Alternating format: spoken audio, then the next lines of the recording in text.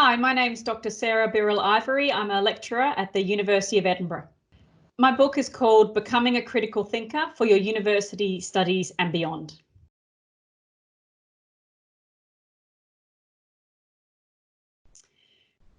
So mostly throughout my career, I've taught postgraduates or final year undergraduates. And 4 years ago, my dean came to me and asked if I would undertake a redesign of our first year undergraduate course. And it's a compulsory course for all of our students that they have to do. And as part of that, we taught topics, we taught content. But I also wanted to include transition skills, or what we can broadly call study skills. And that's where this book was born, because I started teaching our students the quality of argument and why that is important. I started teaching them why evidence is so important and how to decide what evidence is strong and what is not. And I started helping them to understand that clarity of communication is not really about confidence. It's about being able to clearly articulate what you want to say. And some of the least confident people work very hard and can do that well. And some of the most confident people just talk and talk and talk and can't do that well. And as I was working on these ideas of teaching my undergraduates these ideas, many of them started coming to me with, overwhelming support and really excited about what they were learning and how it was helping them.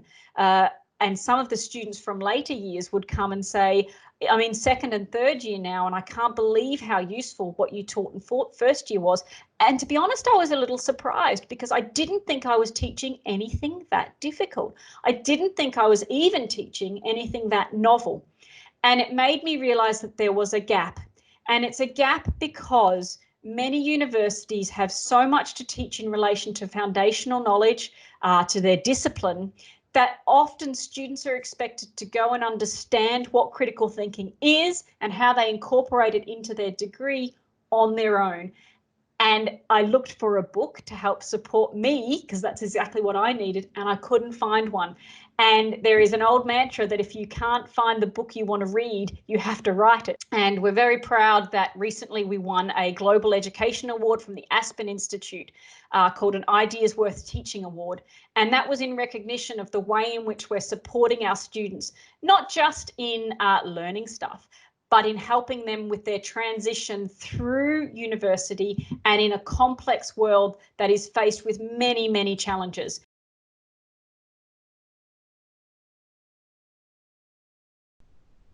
One of the things I found when I was lecturing students in first year undergraduate is that I had many, many really intelligent students and mostly very hardworking students. But what I was surprised at, perhaps naively, was that they didn't seem to understand that they had a right or a voice of their own, or a right to think on their own. And not just a right, but an expectation, because that's what university is for. It's to give you the ability to think on your own for yourself and to think critically, because that's the only way that you can in the current world. So my aim for this book is to help students to achieve that aim for themselves. I want students to feel that they've got their own voice, that they're supported in developing that voice, which I think sometimes can be a little difficult for some students, especially those coming straight out of high school.